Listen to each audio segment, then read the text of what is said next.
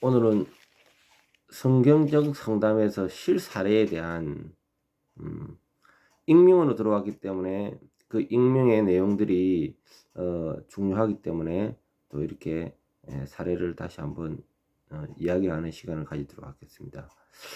자살에 대해서 오늘 나누어요. 자살. 예. 혹시 여러분들 자살의 충동이나 자살에 대한 부분에 대해서 또 그런 어려운 상황이 있을 때 제가 문을 열고 있습니다. 예. 장평 사랑교회 당담. 여기 카카오톡에 들어오면요, 오픈 채팅방이 있습니다. 장평 사랑교회. 예. 나이, 성별, 결혼 유무, 또 그 다음에 사연을 남겨주시면요, 제가 또 빨리 최대한 빨리 답변해 드리도록 하겠습니다. 상담은 무료니까요. 하나님의 영광을 위해서 하는 겁니다. 왜 하냐고 묻는 사람도 많고, 또 그 다음에 공짜로 해서 사람들이 에티켓 없이 막 장난치고 이런 사람도 있거든요. 그러지 마시고 진지하게 상담해 주시면 좋겠습니다. 오늘 이 상담 사례 내용을 이야기하자면은 한 소녀가 있었습니다. 이 소녀의 어린 시절에 또 친구가 있습니다. 같이 친구로서 단짝으로 잘 지냈는데 어느 날 그 친구가 다른 동네로 이사를 가게 됩니다. 그런데 이 친구가 조금 의기소침한 그런 친구인가 봐요. 그래서 친구들을 통해서 학교 동급생을 통하여 왕따를 당했나 봅니다. 왕따가 좀 심각해서 부모님한테도 이야기했는데 부모님도 외면하고 너무나도 힘들었어요. 그래서 이 친구한테 오늘 이제 저에게 상담하러 온 이 친구한테 또 자기 친구니까 이름을 어떻게 좋겠냐고 살짝 기뜸으로 물어봤는데 이 친구는 대수롭지 않게 이야기를 했어요. 자살에 관한 그런 내용을 살짝 기뜸으로 이야기를 했나 봐요. 그런데 의기소침한 이 친구는 잘못된 가르침을 받고 자살하게 되었어요. 그리고 상담자 이 친구는 자기가 농담 반 했던 그 이야기가 평생 가슴에 한이 맺히는 거예요. 자, 그래서 오늘 이 자살에 대해서 앞번에 제가 한번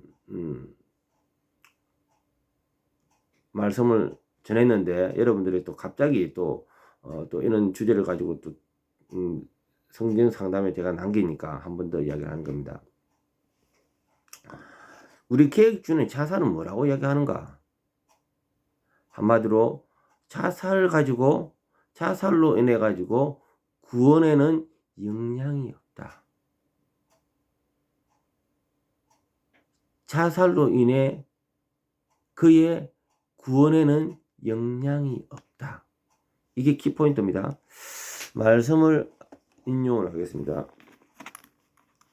로마서 8장, 이거는 우리 계획주는 이렇게 해석을 하는 거예요. 다른 교단하고도 또 차이가 있을 수 있습니다. 예. 우리 계획주에서는, 저는 계획주에서 근본 복음에서 이야기를 하는 겁니다. 그래서 성경적 상담을 할 때 저 또한 성경을 근거로 해서 상담을 하는 게요. 막 생각나는 대로 하는 게 아니고요. 그 다음에 성경에 기초로 하여 상담을 하는 겁니다. 자, 로마서 8장 38절에서 39절의 말씀입니다. 내가 확신하노니 사망이나 생명이나 천사들이나 근세자들이나 현재일이나 장래일이나 능력이나 높음이나 깊음이나 다른 어떤 피조물이라도 우리를 우리 주 그리스도 예수 안에 있는 하나님의 사랑에서 끊을 수 없으리라. 자, 여기서 사망이나 생명이나 이런 것들이 우리가 하나님의 사랑에서 끊을 수 없다. 이 사망의 가운데 자살로 인해서 끊을 수 없음을 이야기를 하는 겁니다. 자, 이게 핵심입니다. 자, 그리고 말씀이 좀 더 들어갈까요? 예, 여러분들이 이제 근거로 하는 말씀을 좀 더 들어가겠습니다. 예. 우리 계획주의에서의 구원론은요, 행위가 아닌 은혜로 인한 구원입니다. 이게 계획주의는 칼빈주의하고 같은 말인데요. 오직 은혜, 오직 믿음, 오직 그리스도를 근거로 해서 구원을 설명하고 있습니다. 그래서 이 구원은 인간의 행위가 아닌 하나님의 전적인 은혜로 이루어진다. 에베소서 2장 8절에서 9절 말씀입니다. 즉 신자가 마지막 순간에 어떤 행위를 했느냐가 아니라 그가 그리스도 안에서 참된 믿음을 가졌는가가 중요합니다. 참된 예수 그리스도가 나의 죄를 사하여 주셨다. 예수 그리스도의 속죄 사역을 통해서 거듭난 친구들은 우리 이런 자살과의 직접적인 영향이 없다는 말씀입니다. 그래서 따라서 어떤 신자가 참된 신앙을 가지고 있다면 비록 자살이라는 극단적인 선택을 했을지라도 구원은 취소되지 않는다는 겁니다. 자살이 죄인가?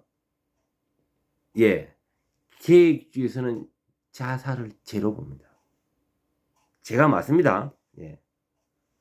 자살은 살인, 출애굽기 20장 13절에 해당되며 하나님이 주신 생명을 스스로 끊는 행위, 살인입니다. 자살은.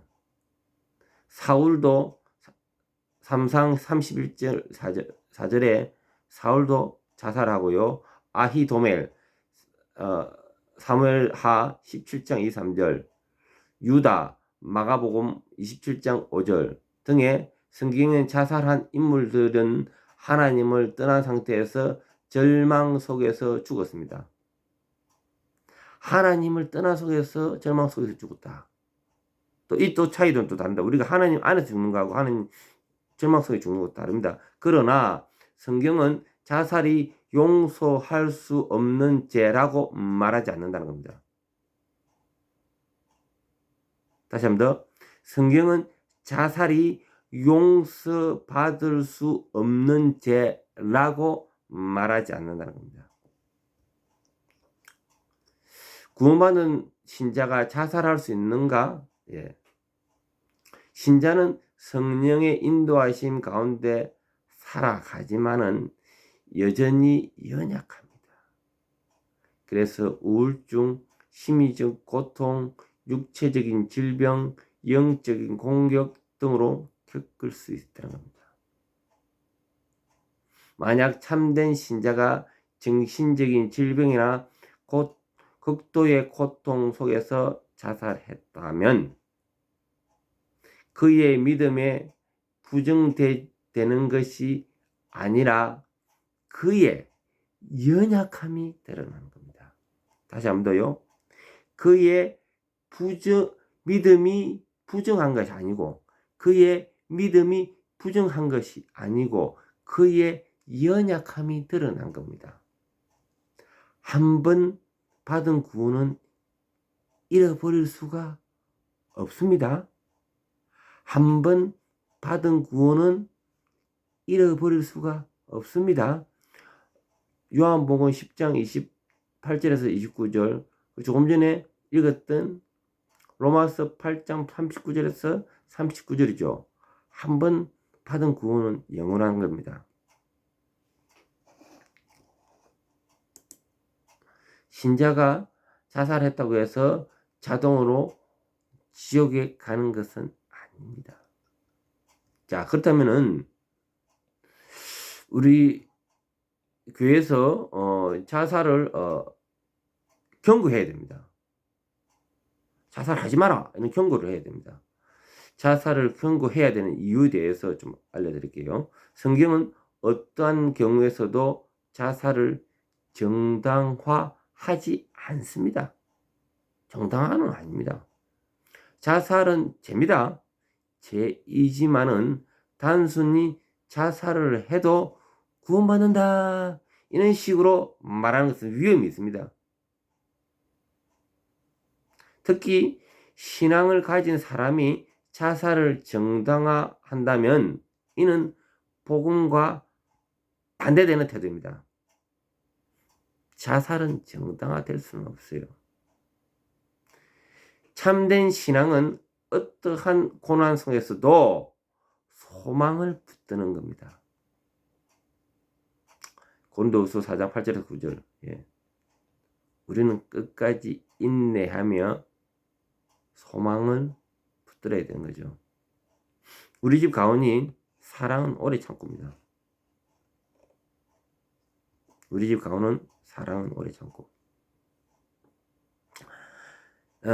마지막 정리를 할게요. 여러분들 여기서 맥락을 지어야 됩니다. 계획주의에서 균형 잡힌 입장. 계획주의에서는 뭐라고 얘기하느냐. 자, 구원은 오직 은혜로 이루어지므로 자살했다고 구원을 잃어버린 것이 아니다. 구원은 잃어버리는 것이 아니다. 그러나 자살은 분명한 죄입니다.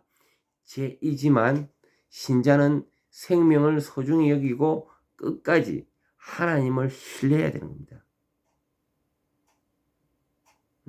신자의 태도가 있죠. 생명을 소중히 여기고 끝까지 하나님을 신뢰해야 된다는 것. 극도로 고통에 빠진 성도들에게는 복음의 소망을 제시하고 자살을 예방해야 됩니다. 자살한 사람의 구원은 단정 지을 수 없지만 중요한 것은 우리가 현재 하나님을 신뢰하며 살아가야 되는 것입니다. 어떤 절망 속에서도 하나님과 예수님과 함께 하시며 우리는 소망을 잃지 않아야겠습니다.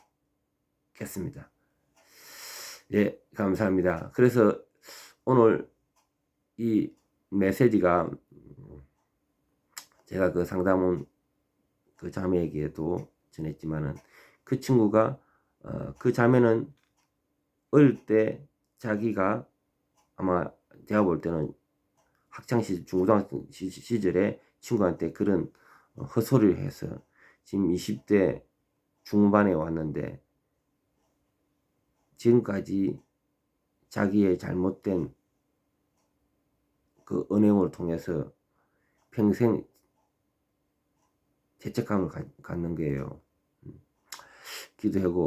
기도해주고 이렇게 바른 말씀으로 인도하였는데 혹시 여러분들께서도 자살 충동이 있거나 자살한 사람에 대해서 어떻게 바라봐야 되는가 그런 부분에 대해서도 제가 바른 안내를 드렸고요.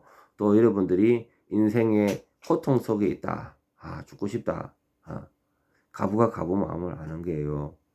저 또한 그런 나락에서 헤맨 적도 있고 그러한 가운데서 하나님의 은혜 가운데까지 온 거예요. 그래서 그런 친구들이 있으면은 아까 전에 일러준 이제 카카오톡에 오픈 채팅방이 있습니다. 와서 상담 주시면은 또 여러분들이 친구가 되어드릴게요. 친구가 없어요. 친구가 되어드리고요. 그리고 또 삶을 나누고 또 힘을 내고 또 이 어떤 어려움도 극복하기를 바랍니다. 예, 감사합니다.